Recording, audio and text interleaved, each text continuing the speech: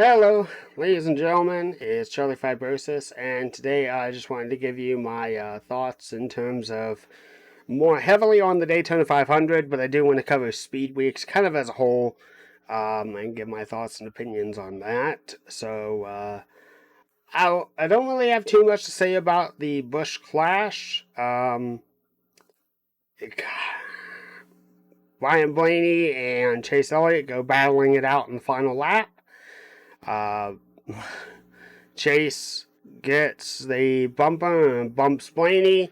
Blaney spins. Kyle Busch wins because Blaney is spun out and Chase has to slow up.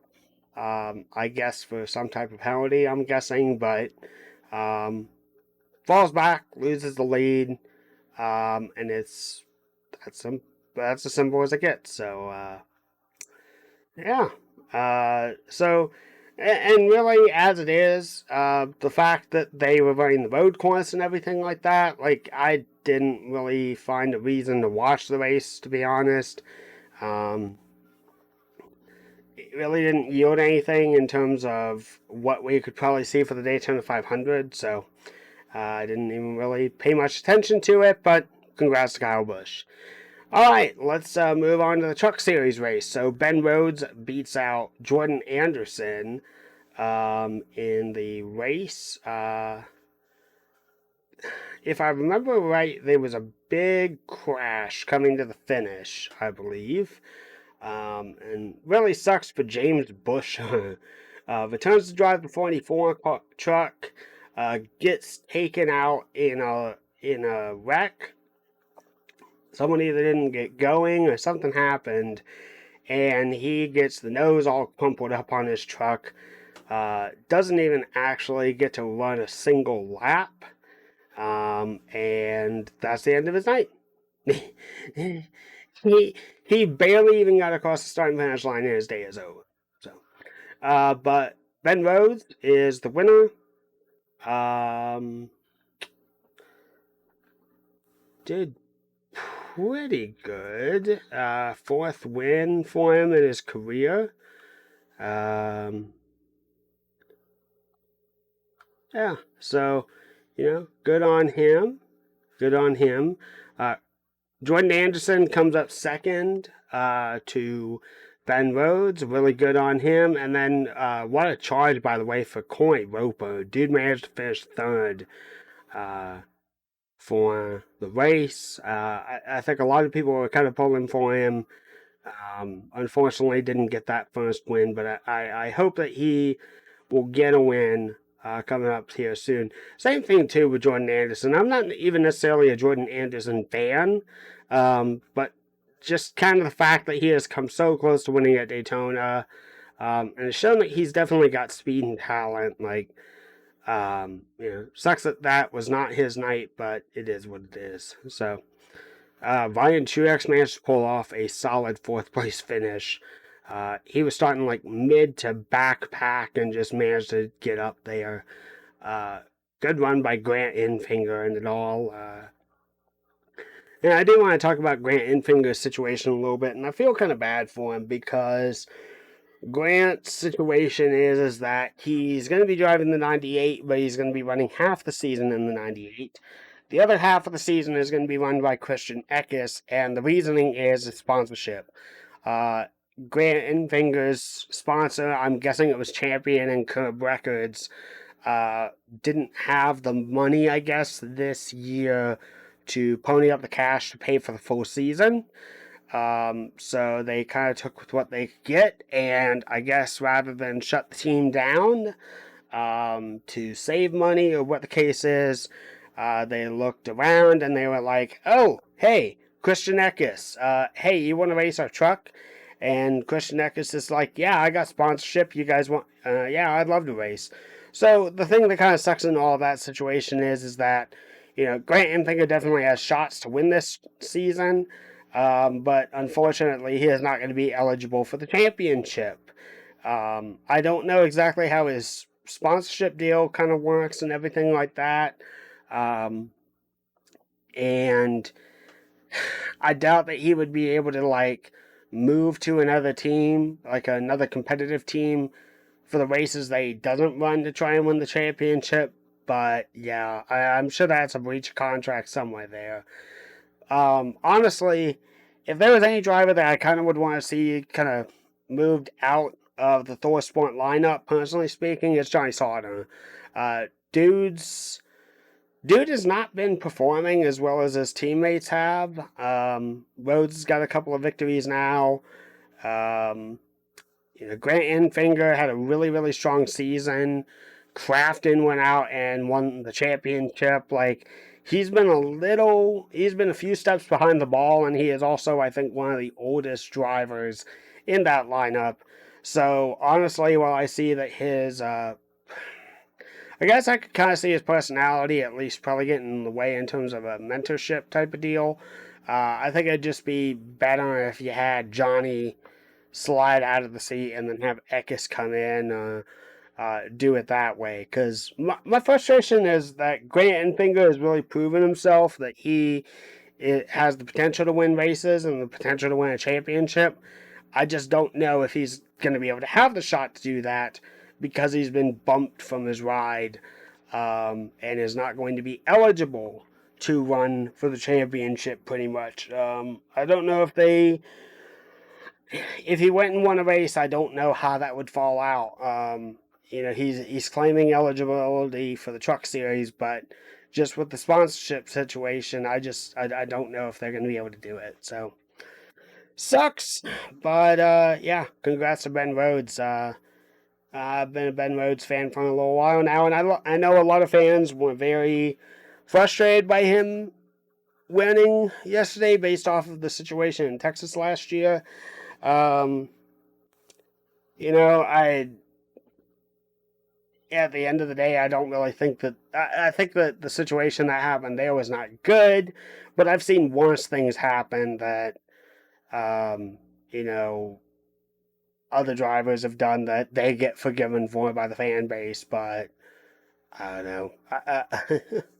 I don't really know what to say. But yeah, Ben Rhodes with the victory. So congrats to him there. On the Xfinity Series, I really don't remember a lot about the race. I just know that the 19 of Brandon Jones won the first stage and then got his car all torn up in the second stage.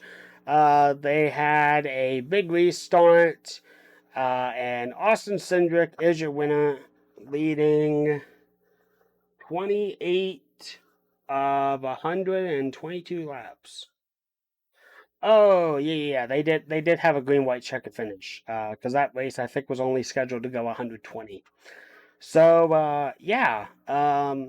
Congrats to Austin Cindric.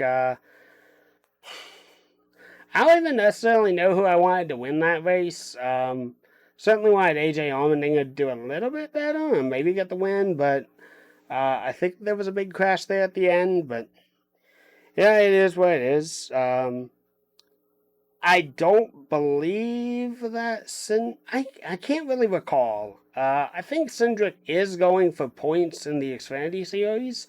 He just has like a part-time ride, or maybe he was just doing the 500 with Penske, and that's as simple as it gets. I really didn't keep up with the silly season stuff during the off season, so yeah, what can you say? All right. So let's get into the grand finale, the big event, the event that everyone is excited for, typically, and that is the Daytona 500. So yeah, I'll be very simple and plain. I really did not enjoy the Daytona 500 too much. Um, I don't really know if it's necessarily an issue of the package. I don't know if it was just an issue of drivers trying to be very, very careful. I don't really know what the answer is, but it was a slog to get through. It was a very, very big slog to get through for a multitude of reasons. So I'll say this. I know that the big story is Bubba Wallace switching over to 2311 Racing. We got Michael Jordan coming in. We got the big storyline of Denny Hamlin. He's co-owner for the 23 car. Denny's trying to go for his, I think, fourth Daytona 500 overall and become the very first driver to win 3 in a row. There was a little bit of talk about, uh, Alex Bowman is in the 48 car for the new season, and he was the pole sitter, I believe.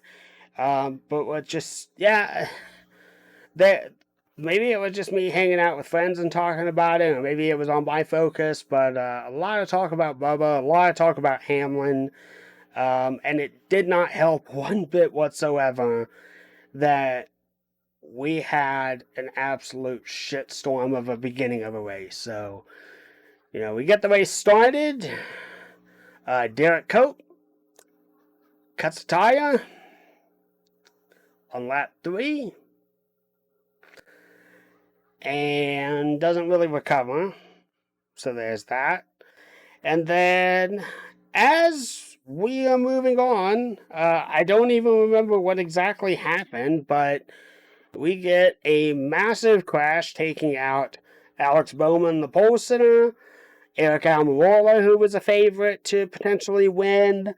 And we lose about 15 to, it's like on laps 15 or 17, 13, 15, or 17. I can't remember which lap, but we lost about maybe 17, 16, 17 cars, maybe as much as 20 cars, all taken out of an accident, in an accident. And then the skies open up, and then it starts raining, and we are on a rain delay for over 5 hours. So, because it had rained so much during speed weeks and everything like that, any car that went down into the grass, Ryan Blaney, who was my big pick to hopefully win, I really hope that Matt Benedetto would do really, really well. Any car, whether they were trying to dive into the grass to avoid the wreck because the track was blocked from the apron up, or they got pushed into the grass because cars are sliding down the racetrack. As soon as their car hit that grass, and with how thick it was and muddy and dense, destroyed the front end. Your front end was absolutely destroyed, and the 24 almost flipped in the process. Um, but yeah, so that already killed a lot of excitement for me.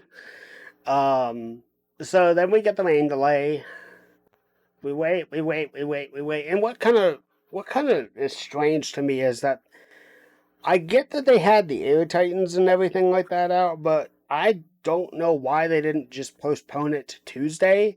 I know that the forecast said that,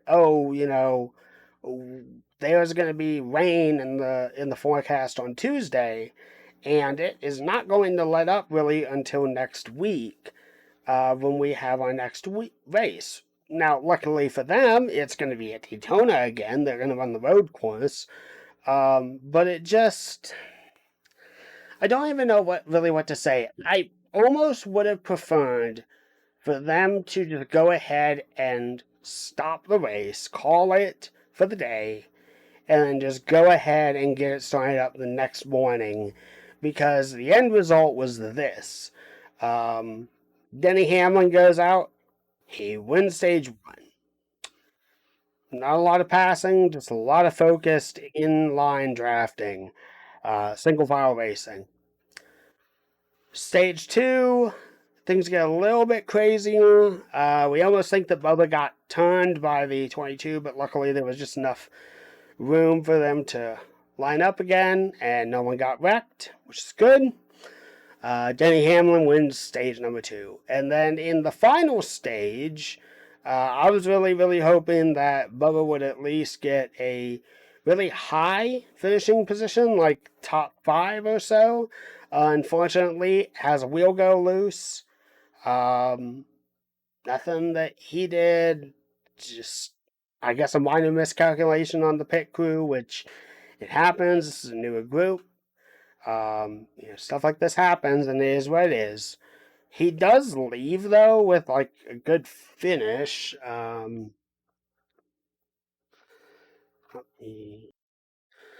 There we go. Let's see here. Bubba managed to go out and finish 17th. Only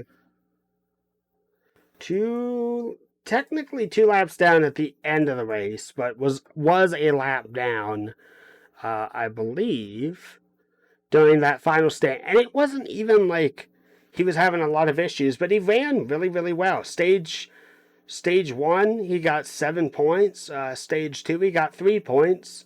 So he managed to get stage points, which is good for his chances and everything like that. All things considered. And he finishes 17th in the 500. Gets caught up into an accident at the end. Now, I don't really know what to necessarily say about the ending of the race. Not even necessarily that it was bad per se. I just didn't expect it on how to go, to be honest. How we kind of got into the situation that we did was just unexpected. You thought that Joey Logano was going to hold on to the lead, and then you get some crazy moves up front with, like, I think Austin Dillon, and knowing Austin Dillon, he's probably going to make a wild move to try and get by the drivers in front of him, whether he's got someone to help him or not. You kind of thought, and this was driving me nuts. Credit where credit is due. Austin Cindric went out there and led a good chunk of laps too. And I thought, just imagine the upset if he went out and he won the Xfinity race the day prior and then won the Daytona 500 the next day. That's not impossible. It's been done quite a handful of times, by at least one or two drivers, I think. But yeah, just imagine what that could have been. But in the end, I think Keselowski and Logano tangled. Keselowski was trying to go for the lead, and in the process, it took the 22 out, it took the 2 out, it took the 33 out, it took so many drivers out. Looking at the accident report, Joey Logano, Brad Keselowski, Kyle Busch, Austin Cindric, Christopher Bell, Bubba Wallace, Ricky Stenhouse Jr. He was still running. Yeah. It took about 5 cars or so out of the race that potentially could have won. And that was that. That was the end of the race. Now, what kind of blew my mind was, Michael McDowell gets up behind the 2 and he gives him a good shove and he's trying to push him. And I think all that McDowell was really just trying to do was just get up there and at least push someone to the win. But he manages to snake on by. And when the wreck happened and everything like that, I couldn't tell if they were letting them race it back. I couldn't tell what was happening. And I didn't know, based off of when they threw the caution flag, where the timing line would be and what it would mean. Because it looked like either Chase Elliott was the winner or Austin Dillon was the winner. And it's just insane to me. Michael McDowell, after a 14-year NASCAR career, and now only in his 4th year of driving full-time for one team, okay, and that's with Front Row Motorsports, manages to go out and win the Daytona 500. Now, I'm going to be very simple when I say this. I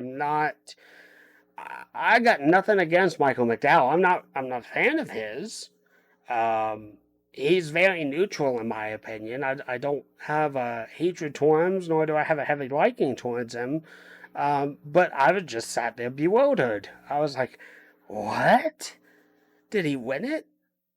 What? Michael McDowell won the Daytona 500? It was like, it was like someone told me, I guess that Michael McDowell had won the Daytona 500. It's like something that you would see in a fictional race or so. You just wouldn't necessarily expect that, but here he is. Goes out and wins the Daytona 500. Um, Car cleared post race inspection and everything like that. 100% legal. The win is his. That's like the third or fourth win for Bob Jenkins and Furniture Row. If I remember right, I think they got like one or two with David Reagan. They got one with Chris Buescher, and now they got Michael McDowell with one. And I do have to give credit to Front Row Motorsports and everything like that.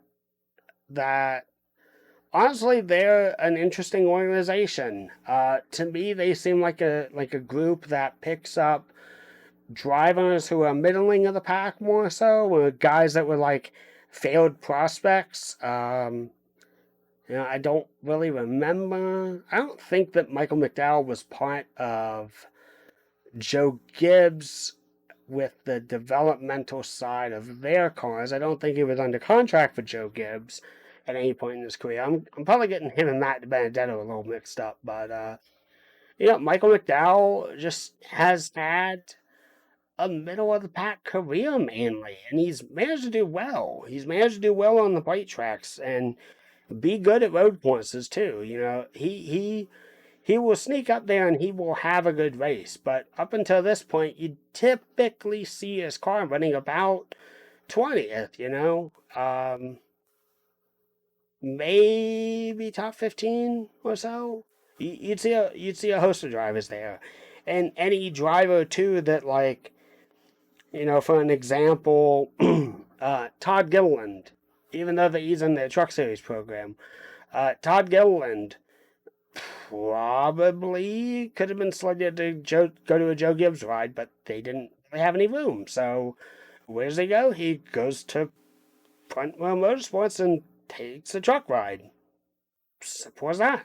So, I think that the team is really, really interesting in that respect. That it gives, older drivers, kind of talent that really didn't pan out exactly, a shot to at least go out and still race and decent equipment, and then just gives like drivers their good break. I look at David Gilliland and David Reagan, who are staples of that team for many seasons, and you know Gilliland's big claim to fame was winning at Kentucky in the Busch Series with a very, very limited budget. And that was his big thing, and he didn't really pan out in like big tier equipment. Though at that time, Robert Yates Racing was kind of on the decline anyway. David Reagan, he was in contention to win a Daytona 500 in the 6 car, big Roush prospect. Drove for Michael Waltrip Racing. That didn't really pan out, and he drove, I think, the 34, 36, something like that, for NASCAR, and managed to go out and win Talladega. And it's like, I don't know. Simply at the end of the day, it's a feel-good story. Like I said, I'm not a fan of McDowell, but I don't hate the guy either. I really, really don't. It's just, more than anything, it's just very, very unexpected. Now, what can I suggest beyond that? Oh, by the way, I do want to give credit here. Jay McMurray, after being out of the car for 2 seasons, manages to get an 8th place finish. And that there's one other piece that I did want to criticize NASCAR for. So, after the rain delay happened, and they got back racing, during the yellow flag period, all the teams are allowed to touch the cars and work on them and everything like that. Hendrick Motorsports, William Byron, their crew, the 24 team, they did some repairs to the 24, and in the process, it wasn't enough, and the rear bumper cover goes flying off the back end of the car, goes up into the air, hits the track. One car hits it. I think it was Quinn Half. Hits it, cuts his rear tire down. Chase Briscoe gets involved, and they didn't call a caution until after the Briscoe Half situation happened, when they really should have just gone ahead and called it immediately once it landed on the racetrack to try and avoid that very incident. So I'm not really happy with NASCAR in terms of their decision making on that situation, and I'm not really happy. Like, I understand it's for points, it's for money, and technically, if we with what we saw with McDowell, because he got a little bit of damage in that early wreck, you know, Byron definitely could have gone and won. But I really, really wish that NASCAR had just been a little bit more forceful with, you know, really warning the 24 car, and subsequently Hendrick Motorsports had taken a little bit more time on repairing the car to try and avoid that from happening exactly. I don't really know if it's necessarily the whole thing with the caution clock and everything like that. Which I don't really care for the caution clock. I understand that it's kind of in the idea of safety, and they don't want slow, battered cars running around with really nothing really to gain, and posing a risk to the leaders should they have an incident and wreck. But at the same time, I just would prefer them to like lift the caution clock that, you know, 5 minutes is really not enough time to get your car substantially repaired. And more than anything, that caution clock starts the moment that you enter pit road. It does not start when you stop in your box, which is something that, if they have to keep it around, change that. You have 5 minutes in your box at maximum. It does not start when you come into the pits, because no one's working on the car, no one's touching it. You are driving your car down to the pits, and you're still following the rules and everything with that. But it was just such a thing to easily see, and unfortunately, due to the caution clock and due to the rush to try and get the car patched up and back onto the racetrack, it caused more problems than it solved, in my opinion. And we're lucky that it only involved two vehicles. Unfortunately, the 00 and the 14 had issues because of it. But just imagine if, like, a lap down car was running up ahead. Their rear bumper cover or a piece of the front splitter chunked off, and they had the lead pack coming up right behind them. The leader cuts a tire, drives it straight up into the outside wall, and takes out another 15 cars. So then what are you running with? An ARCA field. Probably 8 cars. But anyway, congratulations once again to Michael McDowell. Good run for Chase Elliott. Good run for Austin Dillon, even though I don't really like him. Good recovery by Kevin Harvick. And good recovery, too, for Denny Hamlin. I am happy that he did not win, just because I'm fine with him winning multiple Daytona 500s as it is. I just don't want him to see. I just didn't want to see him win 3 in a row, especially with how much he dominated that race. I really wanted something big to shake up, and lo and behold, it did. So, good run for Ross Chastain and good run for Ryan Preece. 6th for Preece, 7th for Chastain. Good run for Corey LaJoie in 9th. Kyle Larson, first race back this season, in the number 5 for Hendrick Motorsports. He gets a 10th place finish. A lot of drivers who were still running and everything like that actually made it all 200 laps. They only had 11 cars meet the 200 laps, which is kind of crazy to me. It's been a long time since I've seen anything like that, but yeah, McDowell, Chase Elliott, Austin Dillon, Kevin Harvick, Hamlin, Preece, Chastain, McMurray, Corey LaJoie, Kyle Larson, Cole Custer, Logano, Keselowski, Kyle Busch, Cindric, Bell, Bubba, Stenhouse, Briscoe, Gase, Ware, Kurt Busch, BJ McLeod, Bilecki, Truex, Byron, Reddick, Gasgrala, which his car caught on fire. It's crazy. Quinn Half, Ryan Blaney, Buescher, Anthony Alfredo, DiBenedetto, Almirola, Bowman, Suarez, Reagan, Newman, Eric Jones, and Derek Cope last place. So that is your whole race field. Guys, thank you very much for watching, and I'll see you again next time. Have a wonderful day.